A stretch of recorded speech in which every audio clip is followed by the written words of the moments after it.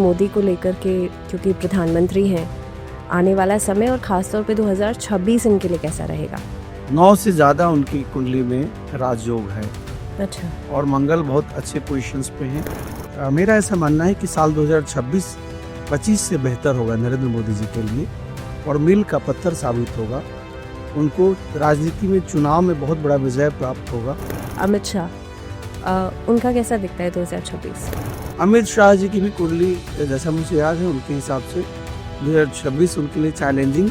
बहुत सारी ये भी बातें हैं कि योगी आदित्यनाथ जी के अगले प्रधानमंत्री बन सकते हैं या उनको इस विजन से देखा जा सकता है कि नहीं? लेकिन उनकी कुंडली में राजयोग है, उत्तम राजयोग है। आने वाले समय में वो देश के प्रधानमंत्री जरूर बनेंगे। तो ग्रहों की चाल राहुल गांधी जी के लिए क्या कहते हैं? 19 जून 1972 उनका जन्म है और उनका जन्म का अंक 1 है जिसका स्वामी सूर्य है। और 2026 का टोटल योग निकाले तो उसका योग भी 1 आता है। तो प्रसिद्धि यश में कोई कमी नहीं है, लेकिन सत्ता शासन अभी नहीं दिखता। और प्रियंका गांधी के लिए? आपसी तनाव रहेगा भाई और बहन में आने वाले समय में। पाकिस्तान को लेकर के कोई ऐसा प्रेडिक्शन आपकी तरफ से? और पाकिस्तान के 3 टुकड़े और बांग्लादेश के 2 टुकड़े अच्छा। आगामी 3 से 4 सालों में मुझे दिखता है। 2026 में भी हो सकता है, 2029। हाल फिलहाल में क्या स्थिति है बांग्लादेश की? अभी एट प्रेजेंट क्या चल रहा है? मोहम्मद यूनुस को आने वाले समय में बहुत बड़े समस्या का सामना करना पड़ेगा। उनके देश में मार काट और बढ़ेंगे। इकोनॉमी की बात करते हैं आचार्य जी, क्योंकि अभी हाल फिलहाल में पीछे तो डॉलर के मुताबिक पैसे जो अपना इंडियन रुपी है वो तो बहुत ज़्यादा गिरावट में देखा गया। मुझे और भी दिखता है अभी और गिरेगा और डॉलर गिरेगा, तो डॉलर अप होगा, रुपए गिरेगा। फाइनेंशियल मार्केट जो है वो और बूम पे जाएगा। 2026 में जो मैं देख रहा हूँ गोल्ड को 3 लाख टच करते हुए या 3 लाख 3 लाख 10 ग्राम का टच करते हुए या उससे ऊपर दिख रहा हूँ। प्रेडिक्शन क्या है वेस्ट बंगाल के चुनाव? देखिए दीदी ममता बनर्जी के बारे में बोल रहा हूँ खुल करके कि मेरे सनातनी जो सनातन में सच में विश्वास करते हो, ममता दीदी के छलावे में मत आना और देश को बटने मत देना। बांग्लादेश एक तो है, दूसरा बांग्लादेश मत बनने देना। आने वाले समय 2026 आपके लिए मील का पत्थर साबित होगा। आप सनातन को जो मानता है, सनातन को जो जानता है, उसी को चुन कर आना।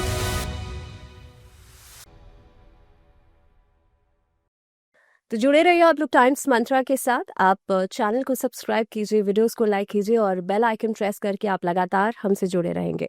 आज मेरे साथ स्टूडियो में है आचार्य शैलेश तिवारी जी, जो कि ज्योतिष आचार्य हैं और तांत्रिक गुरु भी हैं। वैदिक तंत्र गुरु। वैदिक तंत्र गुरु। सबसे पहले आचार्य जी इसी को समझते हैं, वैदिक तंत्र गुरु क्या मतलब है इसका?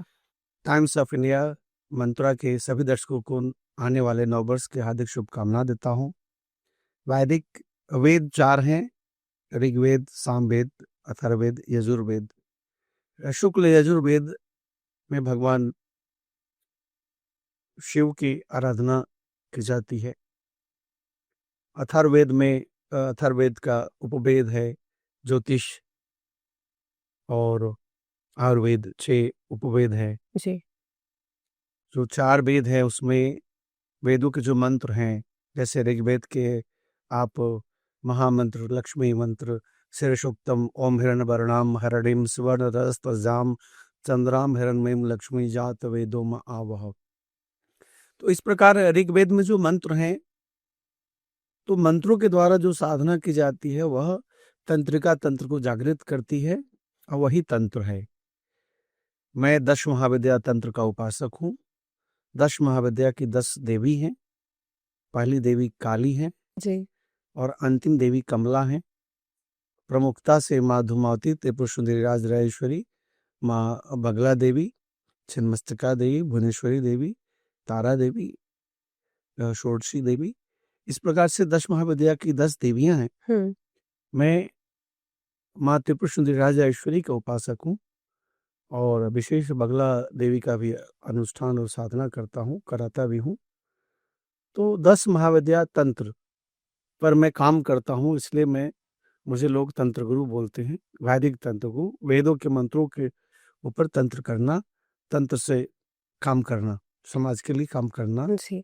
और दूसरा, एक तांत्रिक होते हैं जो शमशान की क्रियाएं करते हैं।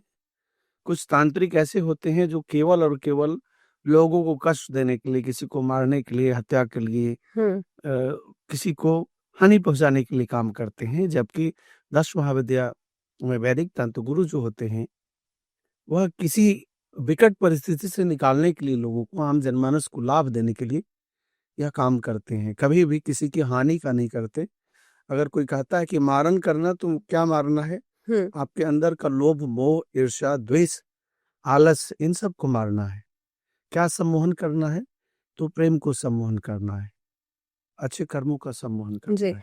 माँ बगलामुखी की आपने बात की। माँ बगलामुखी 10 महाविद्याओं में से एक हैं और हालाँकि हर कोई माँ बगलामुखी की साधना या 10 महाविद्याओं की साधना नहीं कर पाता।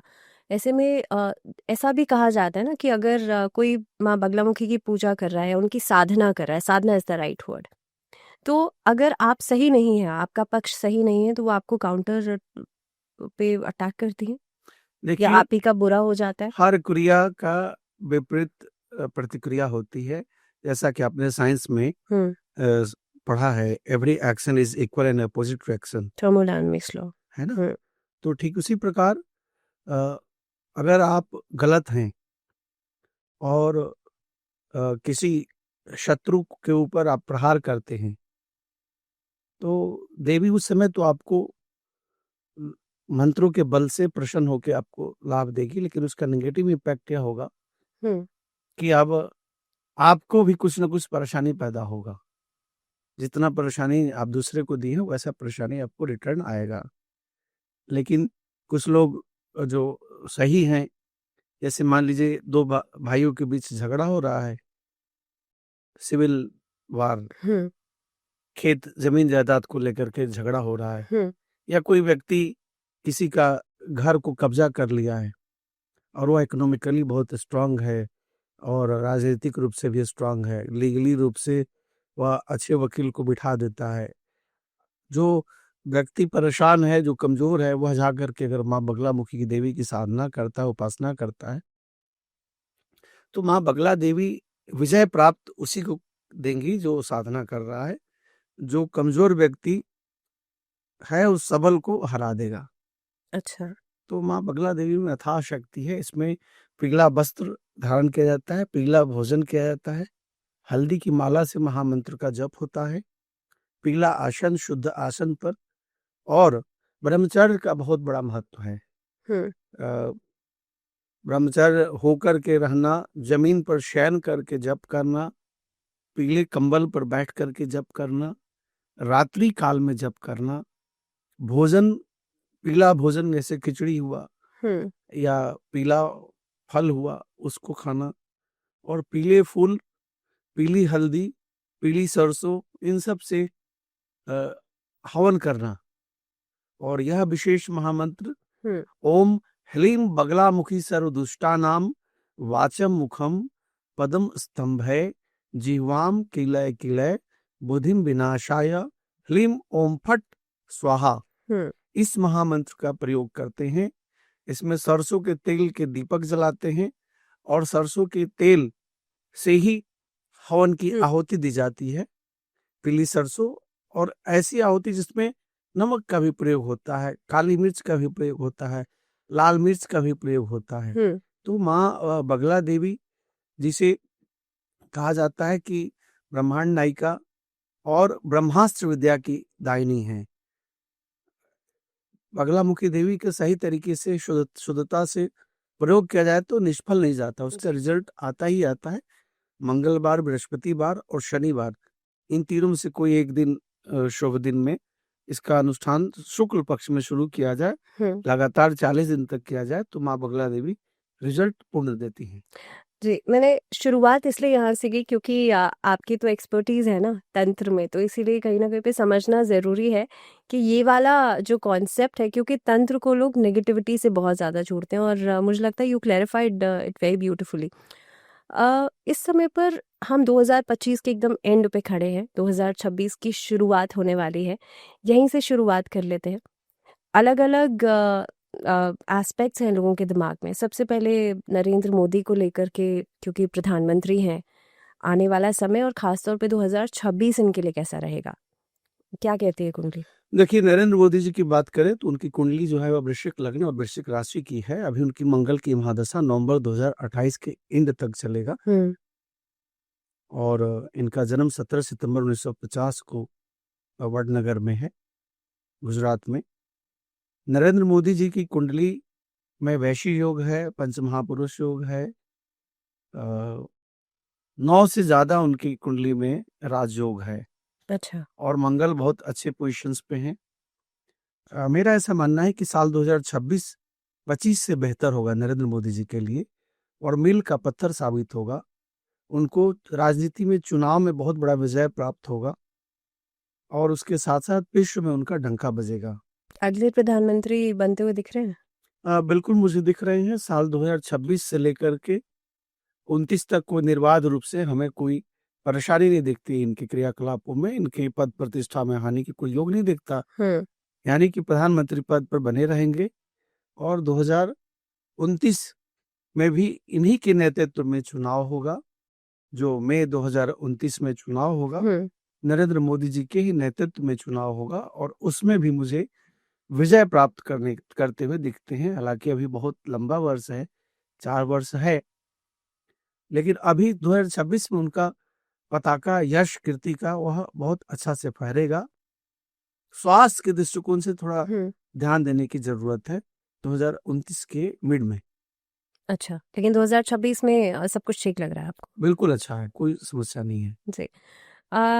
प्रधानमंत्री नरेंद्र मोदी के राइट हैंड कह लीजिए या लेफ्ट हैंड कह लीजिए, अमित शाह, उनका कैसा दिखता है 2026? अमित शाह जी की भी कुंडली जैसा मुझे याद है उनके हिसाब से 2026 उनके लिए चैलेंजिंग और सक्सेस दोनों होगा। अच्छा। सफलता का वर्ष होगा और चैलेंज का, और बहुत अच्छा वर्ष दिखता है अमित शाह जी की कुंडली में भी अच्छे योग हैं। 2026 उनके लिए बहुत अच्छा रहेगा। नाथ संप्रदाय से जुड़े हुए हैं योगी आदित्यनाथ जी, उत्तर प्रदेश के मुख्यमंत्री भी हैं और आप ही की तरह तंत्र साधना भी करते हैं। ऐसे में योगी आदित्यनाथ जी के लिए बहुत सारी ये भी बातें हैं कि योगी आदित्यनाथ जी के अगले प्रधानमंत्री बन सकते हैं या उनको इस विजन से देखा जा सकता है कि नहीं? लगता है ऐसा कुछ 2026 में कि ऐसी कोई सीढ़ी, ऐसा कोई पहला स्टेप बने? 2026 में मुझे कुछ ऐसा नहीं दिखता, लेकिन उनकी कुंडली में राजयोग है, उत्तम राजयोग है। आने वाले समय में वो देश के प्रधानमंत्री जरूर बनेंगे और बहुत ही गंभीरता से बोल रहा हूँ कि साल 2014 से 44 तक का जो टाइम है उसमें निर्बाध रूप से भारतीय जनता पार्टी को सफलता मिलेगी। 6 अप्रैल 1980 का जन्म है भारतीय जनता पार्टी का और उसके आधार पर मैं कह सकता हूँ कि आने वाला वर्ष में 2 दशक जो है वह मुझे कंटिन्यूटी में बीजेपी ही दिख रही है, कोई और नहीं दिख रहा है। आपने तो पूरी तरह बिल्कुल, और आने क्लियर ही कर दिया एकदम। वाले समय में 2 पार्टी सिस्टम होगा। जो प्रादेशिक क्षेत्रीय पार्टियां हैं, अच्छा, वह धीरे-धीरे मर्ज करेंगी, एकजुट होंगी, मर्ज करेंगी और 2 पार्टी सिस्टम आने वाले समय में भारत में लागू होगा। और मुझे निर्बाध रूप से अभी नरेंद्र मोदी जी की ताकत में वृद्धि दिखता है, कमी नहीं दिखती। लेकिन आचार्य जी बहुत बड़ा स्टेटमेंट है कांग्रेस पार्टी के लिए, क्योंकि आप तो कह रहे हैं बिल्कुल साफ हो जाएगी कांग्रेस पार्टी। देखिए 2 दशक के लिए यानी कि 20 साल। मैं किसी पार्टी का कोई विरोधी नहीं हूँ। मैं जो प्लानेट बोलता है वो बोलता हूँ। तो मेरे लिए सम्मानीय सभी पार्टियां हैं और मैं किसी पार्टिकुलर पार्टी के न तो पक्ष में बोलता न खिलाफ बोलता। मैं अभी जो बोल रहा हूँ वो ग्रह चाल के से बोल रहा हूँ। जी, तो ग्रहों की चाल राहुल गांधी जी के लिए क्या कहते हैं? राहुल गांधी जी के क्योंकि मेहनत तो वो भी कर रहे हैं ना, संघर्ष बहुत ज्यादा है। हाँ। और चूंकि 19 तारीख उनका 19 जून उनका जन्म है, 1972 का उनका जन्म है, 19 जून 1972 उनका जन्म है और उनका जन्म का अंक 1 है जिसका स्वामी सूर्य है और 2026 का टोटल योग निकाले तो उसका योग भी 1 आता है। तो प्रसिद्धि यश में कोई कमी नहीं है, लेकिन सत्ता शासन अभी नहीं दिखता। अच्छा, और प्रियंका गांधी के लिए? प्रियंका गांधी जी की कुंडली पर अगर बात करें तो अगर उनकी कुंडली की बात करें तो यश प्रसिद्धि उनकी है, इसमें कोई संशय नहीं है। हम्म। लेकिन अ, आपसी तनाव रहेगा भाई और बहन में आने वाले समय में, और इसका फायदा जो है वह पक्ष की पार्टी लेगी। और वैचारिक रूप से जैसे कि आपने देखा बिहार में जो चुनाव हुआ, हम्म। उसमें राहुल गांधी जी की पूरी तरह से हार हुई। हम्म। तो हम 2027 में भी जो चुनाव देख रहे हैं, तो टोटल योग उसका 2 आता है, जिसका स्वामी जो है वह चंद्रमा है। हम्म। और उसके आधार पर हम कह सकते हैं कि 2027 में भी कोई बहुत बड़ी सफलता कांग्रेस को मिलने नहीं जा रही है। अच्छा। तो इन सब कारणों से भाई और बहन में कौन बड़ा ऐसी स्थिति पैदा होगी जिसके कारण महत्वाकांक्षा को लेकर के आंतरिक जो है वैचारिक कलह हम्म। जनता के सामने आएगी, जिससे कांग्रेस पार्टी और कमजोर दिखती है, बहुत ज्यादा मजबूती नहीं दिखती। ये तो हमने पार्टियों की बात कर ली, लेकिन अगर भारत देश की बात की जाए, क्योंकि अभी यूएस ने काफ़ी सारे टैरिफ्स लगा दिए हैं, रशिया के साथ काफ़ी कुछ रिलेशंस में चल रहा है। ऐसे में भारत को लेकर के अगर मैं डिफेंस की बात करूं, इकोनॉमी की बात करूं, 2026 में क्या कुछ दिखाई देता है? 2026 में साइंस में कुछ बड़ा अंतर्राष्ट्रीय स्तर पर भारत का नाम यश ख्याति बढ़ेगा, कोई बड़ा इन्वेंशन होगा हम्म। और भारत की ख्याति दिन प्रतिदिन बढ़ेगी। और मैं 2047 की बात नहीं कर रहा, मैं 2040 के अंत तक भारत जो है वह एक बड़ी शक्ति के रूप में उभर कर आएगी। अच्छा। यश ख्याति, आर्थिक समृद्धि, हम्म। इन सब चीजों में भारत का प्रभुत्व बहुत बढ़ेगा। ठीक है। और ऐसा कहते हैं ना आचार्य जी कि अपने 2026 का जो अगर देखें तो मुझे आने वाला समय में अगर बॉर्डर की बात करें तो उसमें तनाव बढ़ेगा। मैं उसी पे आ रही थी। सैनिकों को थोड़ा सतर्क रहना होगा। हम्म। यह भी संभावना है कि आने वाले समय में जो सिंदूर सिंदूर ऑपरेशन। ऑपरेशंस है वह पार्ट 2 भी हो सकता है, अच्छा। ऐसा योग है। तो ये जाहिर सी बात है, इंसान अपनी ताकत को समझे, लेकिन ज़रूरी ये भी है कि दुश्मन की ताकत को भी समझना, आंकना उतना ही ज़रूरी है कि आसपास के लोग उनका डिफेंस सिस्टम कितना ज़्यादा स्ट्रांग है। पाकिस्तान को लेकर के कोई ऐसा प्रिडिक्शन आपकी तरफ से? देखिए मैं क्योंकि जाहिर सी बात है, बहुत सिंदूर जगह पर ऑपरेशन की बात बहुत आप जगह कर पर रहे हैं। प्रिडिक्शन किया हूँ। हम्म। और 2025 के अक्टूबर से 2029 तक का जो पीरियड है, उसमें पाकिस्तान के और बांग्लादेश दोनों देशों में हम्म। मुझे कहीं ना कहीं टूट दिखता है। और पाकिस्तान के 3 टुकड़े और बांग्लादेश के 2 टुकड़े अच्छा। आगामी 3 से 4 सालों में मुझे दिखता है। 2026 में भी हो सकता है, हम्म। 2029 से पहले भी हो सकता है। 2029 के चुनाव से पहले मुझे यह चीज दिखता है। बांग्लादेश की बात आपने छेड़ ही दी है, तो बांग्लादेश पे बात करना तो ज़रूरी है। हाल फिलहाल में क्या स्थिति है बांग्लादेश की, अभी एट प्रेजेंट क्या चल रहा है, इसको लेकर के आप ऑलरेडी कह ही रहे हैं कि बांग्लादेश का विभाजन जो है वो निश्चित है। निश्चित तौर पर बांग्लादेश का विभाजन होगा। हम्म। और बहुत गंभीरता से बोल रहा हूँ कि हम्म। मोहम्मद यूनुस, हम्म। उनका समय बहुत अच्छा नहीं है। आने वाला समय उनके बर्बादी के होंगे। प्लानिटरी पोजिशंस के आधार पर आप देखें, हम्म। जो 1971 में उनका देश एक पृथक राष्ट्र बना है, हम्म। और 1947 और 71 दोनों को कंबाइंड करके उसके प्लानिटरी पोजिशंस को देखें हम्म। तो 2026 से वो योग संजोग बन रहा है कि बांग्लादेश में 2 पार्ट होगा। अच्छा। और मोहम्मद यूनुस को हम्म। आने वाले समय में बहुत बड़े समस्या का सामना करना पड़ेगा। उनके देश में मार काट और बढ़ेंगे, आर्थिक परेशानी और बढ़ेगी, दूसरे तीसरे देश का उनके ऊपर प्रभुत्व और उनके कॉम्बिनेशंस खराब होंगे, जिसके कारण आने वाले समय में वह 2 पार्ट में बटेंगे। अच्छा। अ, अभी 2020 में जब कोविड आया था, उस समय भी यही कहा जा रहा था कि एक साथ एक ही राशि में बहुत सारे ग्रह पंचग्रही योग बने थे पंचग्रही बना था। 2019 के अंत में। हाँ जी। तब 25 कोविड आया। दिसंबर 2019 को हम्म। चंद्र ग्रहण 6 घंटे का लगा था। हम्म।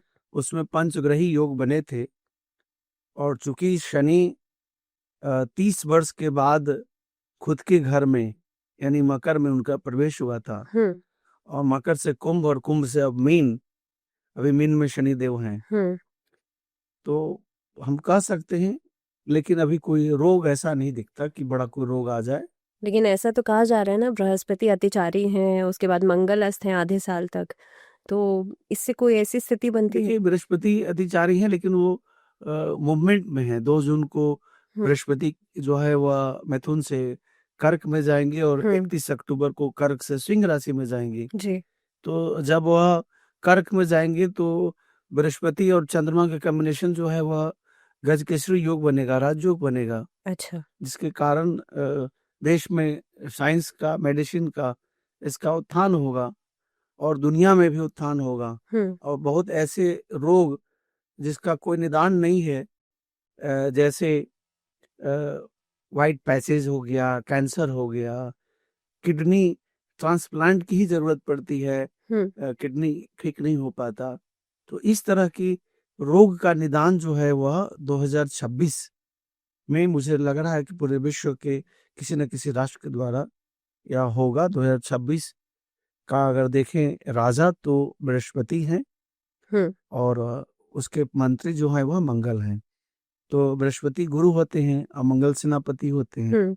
इन सब कारणों से ऐसा लग रहा है कि जो मेडिसिन का क्षेत्र है उसमें सफलता मिलेगी। 2025 में सबसे पहले तो पहलगाम अटैक, 2025 में इतना भयंकर हादसा हुआ अहमदाबाद में। इस तरीके की कोई ऐसी त्रासदी या ऐसा कोई नेचुरल डिजास्टर या फिर इस तरीके के हमले, ये कुछ दिखाई देते हैं 2026 में? देखिए, भगवान से प्रार्थना करता हूँ इस तरह के हमले ना हो, इस तरह के डिजास्टर ना हो। लेकिन आपने सिंदूर ऑपरेशन को बात की। ऑपरेशन सिंदूर में भारत को विजय प्राप्त होगा आने वाला समय में। मुझे जो दिख रहा है कि वो पीओके भारत के अंदर आएगा आने वाले समय में, निश्चित तौर पर भारत के। लेकिन आईओसी ने तो कह दिया है कि पीओके जो है वो तो पाकिस्तान का हिस्सा है। इन सब के बावजूद भारत का प्रभुत्व बढ़ेगा। आप देखिए आने वाले समय में भारत और रसिया का कॉम्बिनेशन और चाइना, है तीनों का कॉम्बिनेशन अच्छा बनेगा। और अमेरिका जो है वह जब कमजोर होगा तो वह भारत को वापस साथ जोड़ने की कोशिश करेगा, और इन सब के कारण भारत का प्रभुत्व बहुत बढ़ेगा। और इन प्रभुत्व के कारण जो है आने वाले समय में निश्चित तौर पर भारत को सफलता मिलेगी, पीओके भारत में आएगा। इकोनॉमी की बात करते हैं आचार्य जी, क्योंकि अभी हाल फिलहाल में पीछे तो डॉलर के मुताबिक पैसे जो अपना इंडियन रुपी है वो तो बहुत ज़्यादा गिरावट में देखा गया। मुझे और भी दिखता है, अभी और गिरेगा, और डॉलर गिरेगा, डॉलर अप होगा, रुपए गिरेगा। अच्छा, तो हाँ, 2026 का स्टार्टिंग 90 से 95 के बीच दिखता है। अच्छा, हो सकता है वो अभी क्रॉस कर जाए। और ओवरऑल इकोनॉमी की बात की जाए तो ओवरऑल इकोनॉमी बहुत स्ट्रांग होगी हमारे देश की, आयात और निर्यात दोनों में वृद्धि होगी। इस समय पर सिल्वर जो है, गोल्ड सिल्वर मैं तो दोनों ही कहूँगी, क्योंकि सिल्वर जो है वो तो और चांदी काट रही है। तो आने वाले समय में, क्योंकि ये 2025 का एंडिंग है, अभी और भी कहा जा रहा है कि फाइनेंशियल मार्केट जो है वो और बूम पे जाएगा। 2026 में जो मैं देख रहा हूँ, गोल्ड को 3 लाख टच करते हुए, या 3 लाख 3 लाख 10 ग्राम का टच करते हुए या उससे ऊपर दिख रहा हूँ। अच्छा, एंड व्हाट अबाउट और सिल्वर के बारे में कहूँ तो 3 से 5 लाख के बीच, उससे ज्यादा भी जा सकता है। 3, 4, 5, तो आप ये मान के चलिए 5, तो इसमें पैसा लगा दे, मतलब बिल्कुल लगाना चाहिए, बिल्कुल लगाना चाहिए। अब देश शेयर्स डाउन होगा, रियल एस्टेट डाउन होगा। अच्छा, आभासी जो मनी है, जैसे क्रिप्टो करेंसी है, वह अप होगा, गोल्ड और सिल्वर अप होगा, कॉपर अप होगा, धातु अप होगा, कोयला अप होगा, उसका रेट आपको, लोहा अप होगा, आयरन स्टील इसमें बूम आएगा। और इसके बावजूद रियल एस्टेट में जो जमीन को देख रहे हैं, तो जमीन की भूमि तत्व जिस मंगल से प्रभावित है, उसमें थोड़ा मुझे डाउनफॉल दिखता है दूसरी तिमाही में। और इसका रीजन? और उसका क्योंकि मंगल जो है वह मंत्री हैं। अच्छा, और भूमिपुत्र हैं। हाँ। मंगल जो प्लानिट हैं वह जमीन से जुड़े हुए हैं और बृहस्पति के साथ कनेक्शन है, हम्म यानी राजा बृहस्पति हैं। तो इसके आधार पर मुझे जमीनों की कीमत 2 जून के बाद से लेके 31 अक्टूबर के बीच डाउन दिखता है और फिर 31 अक्टूबर के बाद फिर अप दिखता है। अच्छा, हाँ। तो यानी कि अक्टूबर के बाद ही खरीदा जाए अगर प्रॉपर्टी में इन्वेस्ट करना है। इन्वेस्ट करना है तो जून से जून के बाद, अक्टूबर के बीच। जून से अक्टूबर के बीच। हाँ जी, क्योंकि आपने कहा बृहस्पति जो है वो मंत्री हैं इस साल, राजा है। राजा है, और बृहस्पति को एक ऐसा प्लैनेट भी कहा जाता है ना कि ये फाइनेंशियली बूम करता है, आपकी लाइफ में लग्जरीज देगा, पैसा देगा। तो बृहस्पति अगर और शुक्र दोनों लग्जरी देते हैं। शुक्र हाँ, तो अगर पावर और लग्जरी देता है। बृहस्पति जी, अगर जुपिटर ऑलरेडी राजा ही हैं तो इस साल में बहुत कुछ अच्छा अच्छा करने वाले हैं सबके लिए। हाँ, बृहस्पति जो है लोगों के लाइफ में मतलब जेब इनकम जेब भरेंगे कि नहीं इनकम भरेंगे, बढ़ाएंगे, इनकम बढ़ेगी। इनकम बढ़ेगी। अब देश विदेश की बात तो हो गई आचार्य जी, अब पर्सनल उस पे आ जाते हैं। राशियों की बात करते हैं। अलग अलग राशियों के ऊपर जाहिर तौर पर इसका असर दिखाई देता है। ग्रह नक्षत्र क्या कहते हैं। मेष राशि से शुरुआत करते हैं क्योंकि मंगल की ही राशि है और मंगल स्वामित्व की राशि है, क्योंकि मंगल ऑलरेडी काफ़ी कुछ फेरबदल तो करेंगे ही 2026 में। मेष राशि वाले लोगों के लिए कैसा रहेगा? देखिए, मेष राशि वाले लोगों के लिए अच्छा रहेगा। उनके स्वास्थ्य के दृष्टिकोण से थोड़ा उनको सतर्क करना चाहिए, खान-पान ठीक करें। हम्म और मेष राशि वाले जातक पूरे वर्ष जो है, चूँकि आपका वर्ष का जो मंत्री हैं वह मंगल हैं, इसलिए मेष राशि वाले जातक हनुमान जी की उपासना करें, सुंदरकांड का एकमुखी या पंचमुखी हनुमान कवच का पाठ करें। शत्रु से सतर्क रहने की ज़रूरत है और अपने को मजबूत करने की ज़रूरत है। मेष राशि वाले जातक धन के हिसाब से अच्छा रहेगा, स्वास्थ्य की दिशा से थोड़ा-सा ध्यान रखने की ज़रूरत है। आपने कहा शुक्र भी पैसा देता है, तो अब शुक्र की राशि की बात कर शुक्र लेते की हैं। राशि वृषभ राशि और वृषभ तुला राशि राशि की। है। हम्म पहले हम वृषभ की बात वृषभ, करते हाँ। हैं। तो साल की शुरुआत जो है शुक्र 17 जनवरी को जो है वह मकर में आ जाएंगे और अभी जो है वह धनु में है। कह सकते हैं हम कि जनवरी ऑनवर्ड वृषभ राशि वाले जातकों की लग्जरियस लाइफ में वृद्धि होगी। खान पान पर ध्यान देने की जरूरत है। शुक्र जो है वह लग्जरियस लाइफ को बढ़ाएंगे, खान पान पर ध्यान देने की जरूरत है। फिल्म क्षेत्र से, मीडिया क्षेत्र से और कॉस्मेटिक क्षेत्र से जो काम करने वाले लोग हैं उनको हेल्थ पर ध्यान देना होगा, खान पान पर ध्यान देना होगा। लग्जरियस लाइफ में वृद्धि होगी। साल 2026 में अच्छा दिखता है। बात माँ करते हैं। दुर्गा की उपासना करना लाभकारी रहेगा। अच्छा, दुर्गा माता का यह विशेष महामंत्र ओम ऐं ह्रीं क्लीं चामुंडाय विचे नमः, इस महामंत्र का अगर जप करें तो लाभकारी होगा। मैं एक चीज आपसे और पूछना भूल गई, क्योंकि शनि की 7.5 जो है वो भी मेष राशि मेष राशि पर 7.5 है जो अभी आई है। कुंभ, मीन और मेष से 3 राशियों हाँ, पर शनि की 7.5 है 7.5 का प्रभाव। और 2032 तक रहेगा। 2025 से शुरू हुआ है मेष पर, लेकिन उसका कोई बहुत बुरा असर नहीं होगा। अच्छा, क्योंकि अक्सर लोग 7.5 से डर जाते हैं ना कि नहीं। 7.5 है तो पता नहीं क्या चढ़ती ही। हुई 7.5 कोई बड़ा परेशानी नहीं देगा। अच्छा, बात करते हैं बुध स्वामित्व की राशि है जेमिनाइज, मिथुन राशि वाले लोगों के लिए कैसा रहेगा? मिथुन राशि वाले जातकों के लिए कहें कि 2026 का साल बहुत ही लाभकारी रहेगा।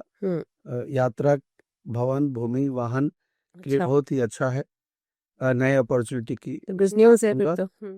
और गणेश जी की उपासना करें, सिद्धि विनायक का ध्यान करें, गणेश जी के 12 नामों का जप करें, तो निश्चित तौर पर साल 2026 सफलता का वर्ष होगा।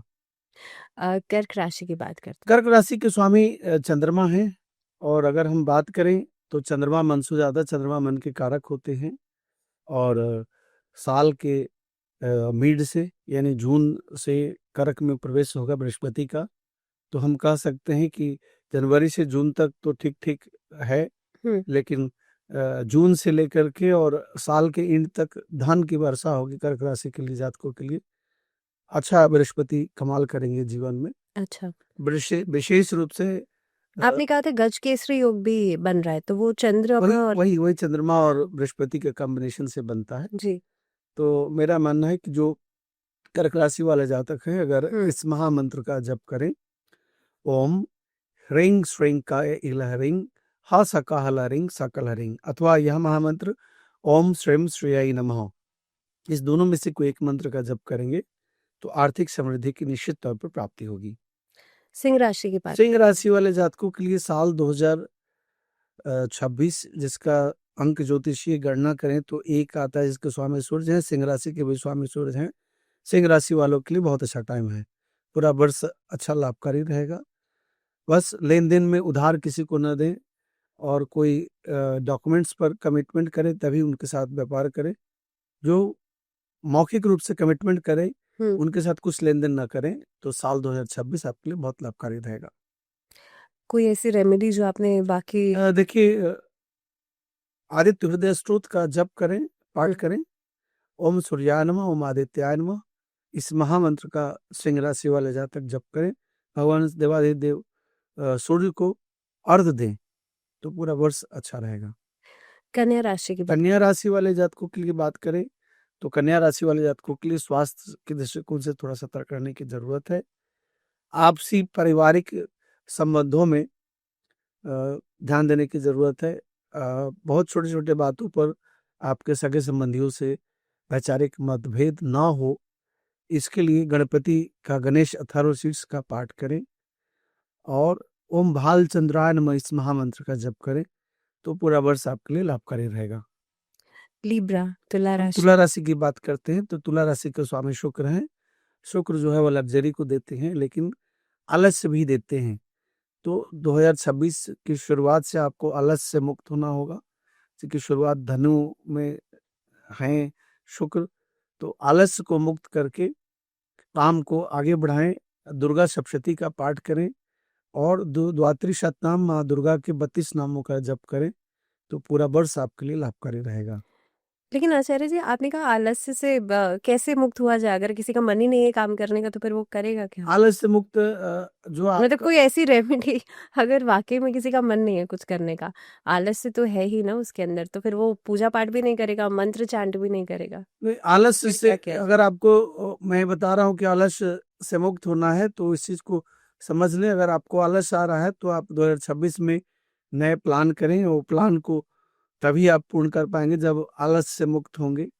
तो उससे मुक्ति के लिए ये योगा प्राणायाम ध्यान करें और काम को आगे बढ़ाएं। चलिए, उसके लिए भी तो उठना पड़ेगा, लेकिन ये माइंडसेट चेंज करना जरूरी है। चेंज करने की जरूरत जी, स्कॉर्पियोस की बात करते हैं। वृश्चिक राशि वाले जातकों के लिए साल 2026 जो है वह जमीन में खरीद बिक्री से धन की प्राप्ति होगी। इसके साथ साथ नए भवन, नए वास्तु के उत्तम योग बनते हैं। अच्छा, इसके साथ साथ बिजनेस पार्टनरशिप में ना करें। लेकिन ये योग उसी टाइम पे बनेंगे जब आपने भी बताया था, जून और अक्टूबर के बीच में। तो तभी एकला चलो रे, एक साथ काम कर, मतलब पार्टनरशिप में काम ना करें, अकेले काम करें। और बहुत सारे पार्टनर से मिलकर के काम कर रहे हैं तो सबके डेट ऑफ बर्थ से अपनी मैच मेकिंग करके काम करें तो वृश्चिक राशि वालों के जातकों के लिए भी अच्छा रहेगा।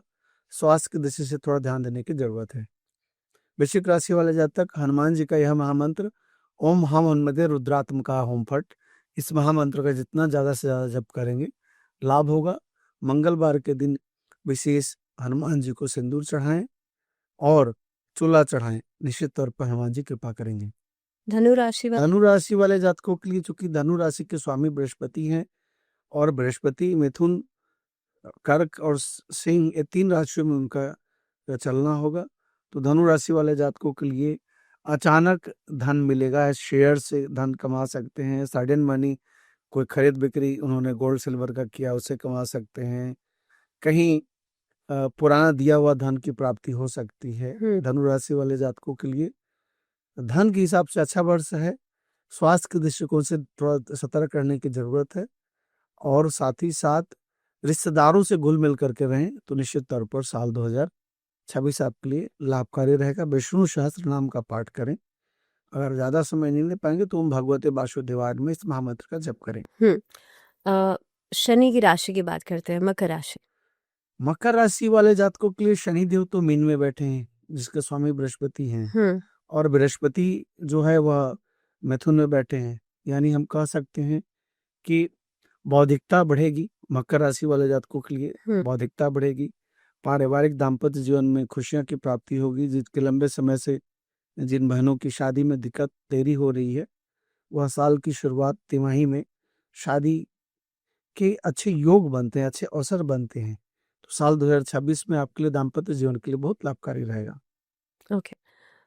शनि की दूसरी राशि एक्वेरियस, कुंभ राशि। देखिए, शनि देव की दूसरी राशि कुंभ है, और वैसे तो कुंभ राशि पर शनि देव की खुद की साढ़े साढ़े साथी है, साथी है। लेकिन इसके बावजूद खुद के घर में रहने पर आदमी बहुत मजबूत होता है। शनि देव आपके ऊपर खूब कृपा करेंगे। लेकिन ये भी डिपेंड करता है ना कि कौन से चरण की साढ़े साथी है। निश्चित तौर पर। हाँ। इसके अलावा यह भी है कि खुद के घर में आदमी ताकतवर होता है, प्रभावशाली होता है, और दूसरे के लिए भले ही डरावना पैदा हो, लेकिन अपने लिए जो व्यक्ति दूसरे के लिए डराने वाला है, वह अपने लिए अच्छा होता है, सजग करता है।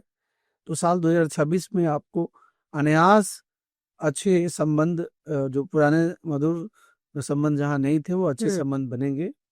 धन यश ख्याति की प्राप्ति होगी।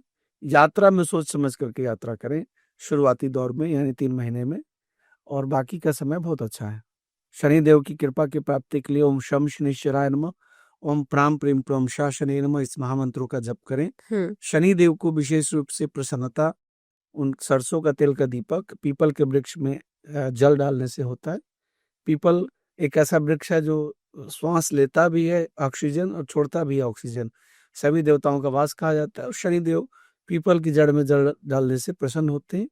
तो आप शनिवार के दिन पीपल की जड़ में जल डालिए, इससे तब पर लाभ होगा। लेकिन आपने पीपल के वृक्ष की बात की, कई लोगों का मानना है पीपल के पेड़ में भूत होते हैं, ये कहाँ तक सही है? बिल्कुल गलत बात है। सभी देवताओं का वास होता है, पीपल के वृक्ष में भूत नहीं होते। अगर कोई भूत किसी को है और पीपल के पत्ते से तो डरना नहीं चाहिए। स्पर्श करा दे तो भूत भाग जाएगा, कभी नहीं डरना चाहिए। ठीक है, मीन राशि की बात करते हैं। मीन राशि वाले जातकों के लिए, चूंकि शनिदेव मीन राशि में ही है, पूरा वर्ष आपका धन संचय और पारिवारिक संबंधों में मधुरता बनाने के लिए होगा। हालांकि हम कह सकते हैं कि जैसे सिंह राशि में आएंगे सूर्यदेव, तो उठापटक पारिवारिक हो सकता है। उससे बचने के लिए विष्णु सहस्त्र नाम का पाठ करें, हल्दी से स्नान करें, स्नान करते समय 2 चम्मच हल्दी डालकर करें, विष्णु सहस्त्र नाम का, ललिता सहस्त्र नाम का पाठ करें, और यह महामंत्र विशेष रूप से बहुत लाभकारी होगा। ओम महालक्ष्मी च विद्महे विष्णु पत्नी च धीमहि तन्नो लक्ष्मी प्रचोदयात। इस महामंत्र का जप करने से पूरे वर्ष धन और ऐश्वर्य की प्राप्ति होगी। आचार्य जी, 2026 की बात तो हो गई। अलग अलग स्टेटमेंट्स यहाँ पे धर्मगुरु जो हैं वो देते हैं, या कथावाचक देते हैं। मैं बात करने जा रही हूँ अनिरुद्ध आचार्य के बारे में। आपका एक इंटरव्यू मैंने देखा एक डिबेट शो में, कि आपने कुछ अपने स्टेटमेंट्स दिए हैं जो उन्होंने फीमेल्स के लिए कहा। अब तो केस भी हो गया है उन पर, तो आपका क्या इस पर रिएक्शन है? देखिए, नारी तो नारायणी, जिस नारी की शक्ति को हम मानते हैं, जिस नारी ने हमें जन्म दिया इस धरती पर, धरती दुनिया की शुरुआत नारी से हुई। स्त्री की अगर आप सम्मान नहीं करेंगे, तो आप कितने भी बड़ा व्यक्ति हो जाएं, आपका दुनिया सम्मान नहीं करेगा, आपका माखौल उड़ाएगा। आप धन चाहते हैं तो लक्ष्मी की पूजा करते हैं, विद्या चाहते हैं तो सरस्वती की पूजा करते हैं। पर वो तो कह रहे हैं ना, बस समाज को सुधार रहा हूँ। समाज सुधारक वो कैसे हो सकते हैं? जो 14 साल की नीचे की लड़की की शादी कराना चाहता है, वह व्यक्ति महामूर्ख है जो ऐसे बात करता है। राजा राम मोहन राय जिन्होंने सती प्रथा को समाप्त किया, ईश्वर चंद्र विद्यासागर जिन्होंने 14 साल से नीचे की बेटियों की शादी पर रोक लगाया, बाल विवाह और विधवा विवाह को रोका, तो आप ऐसे कैसे कह सकते हैं? किसी लड़की के चरित्र पर लांछन कैसे लगा सकते हैं? मैं उन व्यक्तियों की घोर निंदा करता हूं, और ऐसे लोगों के ऊपर कानूनी कार्रवाई होना चाहिए जो महिलाओं के ऊपर लांछन लगाते हैं। उनको जिस तरह से अनिरुद्धाचार्य ने कहा था कि 25 साल की बेटी जो है, 25 साल की जो लड़की है, मैं वो बात कह नहीं सकता। 25 साल तो आज कुछ उम्र ही नहीं है। आज की बेटियां जो है वह पायलट बन रही हैं, डॉक्टर इंजीनियर बन रही जी। हैं। ये तो अनिरुद्ध आचार्य का मत हो सकता है और उस पर ज़ाहिर-सी बात है अभी ऑलरेडी केस चल रहा है तो वो आगे की बात है। लेकिन हमारा जो ये संस्कृति है इसमें फीमेल्स के क्या ड्यूटीज़ हैं? क्योंकि आप तो 10 महाविद्याओं के साधक भी हैं। ऐसे में देवी को अलग-अलग स्वरूपों में पूजा जाता है। नवरात्र में हम देवी को नव दुर्गा के रूप में पूजते हैं। 10 महाविद्या ज़ाहिर-सी बात है तंत्र की साधना करते हैं। 10 महाविद्या की उपासना जो है वह 10 रात्रि तक होती है। यानी कि माँ शक्ति का चाहे एक ऐसा स्वरूप जो कि आपको नेगेटिव और पॉजिटिव दोनों चीजों पे एक्सट्रीमिस्ट दिखाता है। जी। ऐसे में एक फीमेल फिगर या एक फेमिनिन फिगर का ड्यूटीज क्या है इसमें? देखिए महिलाओं की ड्यूटी तो आज के डेट में अगर इस समय के अनुसार सब कुछ ढलता है, बदलता है। हम्म। आज नारी देश की राष्ट्रपति हैं, हमारे देश की राजधानी की मुख्यमंत्री हैं। तो पहले भी हमारे देश में राष्ट्रपति हुई हैं, प्रधानमंत्री हुई हैं। तो फीमेल की ड्यूटी कहीं मेल से ज़्यादा अधिक होती मैं उस एंगल ज़्यादा से भी समझना करती हैं। हाँ, मैं उस एंगल से समझना चाह रही हूँ कि अगर एक संत या एक कथावाचक ये कहते हैं कि भाई हम समाज सुधारक हैं और किसी तरह की कोई टिप्पणी करते हैं, I am not pointing out his comment, लेकिन कहीं ना कहीं पे ड्यूटी समझना यहाँ पे एक कि हमारी संस्कृति क्या कहती है, संस्कार क्या कहते हैं, उसके हिसाब से वो समझ लेते हैं कि भाई ये ड्यूटीज हैं, इन्हें फॉलो करना चाहिए। संस्कृति और संस्कार तो हमारी माँ ही सिखाती है, हम्म। नारी ही सिखाती है। पुरुष कहाँ, पुरुष के पास इतना समय कहाँ काम करने और पेट लेकिन हमारे पालने के लिए। शास्त्रों में क्या लिखा है? जो शास्त्र कहा जाता है, यत्र नारी पूजन्ते रमन्ते तत्र देवता, जहाँ नारी की पूजा होती है वहाँ देवता वास करते हैं। जहाँ नारी का अपमान होता है वहाँ सभी देवी देवता वहाँ से चले जाते हैं। तो नारी की ड्यूटी तो बहुत बड़ी ड्यूटी है। अगर हम अपने वेदों की बात करें तो ये नारी की ही ड्यूटी है कि पूरी दुनिया को धन देना लक्ष्मी देवी करती हैं, जी। अन्न देना अन्नपूर्णा देवी करती हैं, विद्या देना सरस्वती देवी करती हैं, ताकत देना दुर्गा देवी करती हैं, शत्रुओं का नाश करना काली देवी करती हैं। और आज के डेट में पहली गुरु तो माता ही होती हैं जो हमारे सभी बच्चों को क से लेकर के ज्ञान तक पढ़ाती हैं। तो नारी की लालन पालन की ड्यूटी भी है, पैदा करना, 9 महीने अपने पेट में रखना, बच्चे को संस्कार देना, बच्चे को बड़ा करना, खुद नौकरी भी करना, बच्चे भी पालना। तो नारी की ड्यूटी के सामने तो कोई सामने उनसे तुलना ही नहीं कर सकता।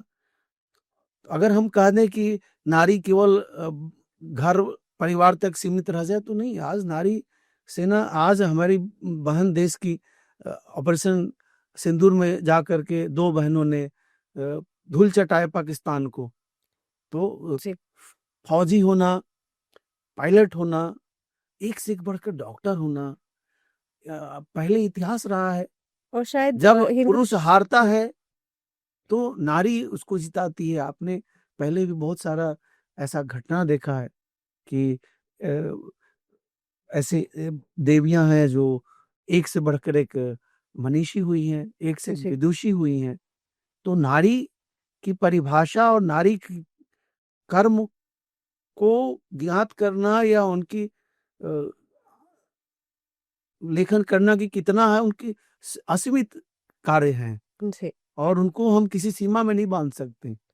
जो नारी जन्म देती है, जो जीवन देती है, उसके लिए अगर हम कोई रूल्स रेगुलेशन बनाए तो इससे बड़ा मूर्ख और कोई हो ही नहीं सकता। ठीक है, 2026 को लेकर के हमने बात कर ली, लेकिन कुछ ऐसा आपकी तरफ से अगर किसी को मान लीजिए अपनी राशि नहीं पता, किसी को अपनी कुंडली नहीं पता, तो उसके लिए कुछ ऐसी रेमेडीज हो सकती है? देखिए, आज का जो समय है, भागम भाग समय लोगों के पास नहीं है। समय है लेकिन समय नहीं है। हम्म। लोग उलझनों में पड़े हुए हैं, भागदौड़ में पड़े हैं। ऐसे में अगर आप 15-20 मिनट अपने स्वास्थ्य पर ध्यान दें, आधा घंटा का योगा प्राणायाम ध्यान करें। खान पान में बहुत ज़्यादा मिलावट है, खान पान पर ध्यान दें और 15 मिनट ईश्वर पर ध्यान दें। भगवती जिसकी भी उपासना करते हैं, जैसे अगर रोग से मुक्ति चाहते हैं तो महामृत्युंजय मंत्र ओम त्र्यंबकम यजामहे सुगंधिम पुष्टिवर्धनम उर्वारुकमिव बंधनान मृत्योर्मोक्षीय महामृतात्। महामृत्युंजय मंत्र का जप करें, 5 बार कम से कम प्रतिदिन करें। धन की प्राप्ति चाहते हैं तो ललिता सहस्त्रनाम शीर्षोक्त का पाठ करें, कनकधारा का पाठ करें। नहीं कर पाते हैं तो छोटा सा मंत्र है ओम श्रीम श्रीयै नमः। इस मंत्र का अगर 5 माला प्रतिदिन जप करते हैं तो आरोग्य और धन 2 चीज की प्राप्ति हो जाएगी। पति पत्नी के बीच प्रेम संबंध में आपस में वैचारिक मतभेद है, झगड़ा है, नहीं पट रहा है, तो दुर्गा सप्तशती में एक मंत्र है धाम धीम धूम धुर्जटे पत्नी वाम बिंगुम बागधीश्वरी क्राम कृंकु कालका देवी शाम सिंह में शुभम कुरु। यह दुर्गा सप्तशती की सिद्ध कुंजिका स्त्रोत में विशेष महामंत्र है। इसका अगर जप करें तो पति पत्नी के बीच का प्रेम बना रहेगा, आपसी झगड़ा कलह नहीं होगा। और कोई व्यक्ति प्रेम में बहुत परेशान है, वन साइडेड प्रेम में फंस करके अपना समय ना बर्बाद करें जी। अगर 2 लोग आपस में प्रेम करते हैं तो एक दूसरे को छल ना करें। और बहुत गंभीरता से, बहुत गंभीर बात करूंगा, आप बिल्कुल ना कहेंगे कि आप धर्म की बात कर रहे हैं। तो मैं उन भारत की बहनों को बोल रहा हूं कि लव जिहाद से बच के रहो। सबसे अच्छी संस्कृति हमारी सनातन संस्कृति है। आप लेकिन लव जिहाद का अंजाम तो लोग देखते ही है ना आप आचार्य जी। आप जो है प्रेम करती हो तो उस व्यक्ति से प्रेम ना करो जो आपके धर्म का नहीं हो। जाति तो पूरा सनातन एक है, पूरा हिंदू एक है, जैसे पूरा मुस्लिम, पूरा विश्व का मुस्लिम एक है, उसी प्रकार पूरे विश्व के सनातनी एक हैं। लेकिन अपने दूसरे धर्म में, विधर्म दूसरे धर्म में जाकर के प्रेम और शादी न करें। 2026 का मूल मंत्र है, बहनों के लिए बोल रहा हूँ, भारतीय बहनों के लिए, ताकि लव जिहाद न हो और दूसरी घटना न घटे, हिंदू मुस्लिम के बीच अच्छा, इस्लाम में इस बात को लेकर के बहुत कट्टरता है, क्या सनातन में भी कट्टरता है? देखिए, सनातन कट्टर नहीं है। सनातन तो जीवन जीने की कला सिखाता है, पवित्र धर्म है। सनातन जो है वो सौम्य धर्म है, कोई किसी को मारकाट की बात नहीं करता। हाँ, और सनातन तो ये स्वतंत्रता भी देता है ना कि अपने सनातन खुद से आप चुन सकते हैं। स्वतंत्रता देता है। शुरू से ही हमारे सनातन धर्म में आपने देखा कि भगवान श्री राम जी का और माता सीता मैया का विवाह भी हुआ, तो कैसे हुआ? स्वयंवर से हुआ। हाँ, इतनी स्वतंत्रता है तो फिर द्रौपदी का हुआ तो स्वयंवर से। लेकिन आचार्य जी, भगवान तो कभी भी नहीं कहते कि ये धर्म और वो धर्म, ये तो बाद में बने ना। आप कह रहे हैं कि लव जिहाद का वो एक अलग एंगल है कि वहां पे एक क्रिमिनल एंगल निकल करके आता है जो सबको पता है। लेकिन क्या धर्म इस बात की अनुमति नहीं देता? क्या सनातन इस बात की अनुमति नहीं देता कि आप किसी भी इंसान से अगर कोई भी व्यक्ति प्यार कर रहा है तो वो उसका पहले धर्म देखेगा? बिल्कुल, आहार विहार, रहन सहन, खान पान, जन्म स्थान, देश स्थान, ये सब देख करके ही अस्थाई रिश्ते होते हैं। मैं दिल्ली में बैठा हूं और कोई हार्डकोर अफगानिस्तान का मारकाट करने वाला जिहादी व्यक्ति, उससे हमारी मित्रता हो ही नहीं सकती। हमारी मित्रता उसी से होगी जो सौम्य होगा, जो मनुष्य से प्रेम करने वाला होगा।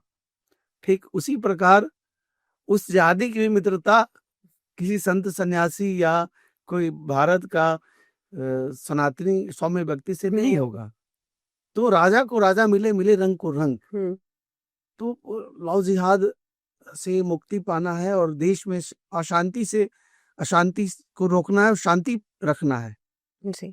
तो मैं इतना ही जरूर कहूंगा कि आप जो है लव जिहाद के चक्कर में ना पड़े।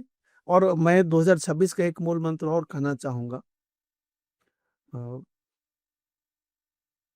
धर्म का चोला पहन करके और धर्म को धारण करके और धर्म को मान करके और धर्म के लिए काम करता है और धर्म के लिए जीता है, वह धर्माचार्य है।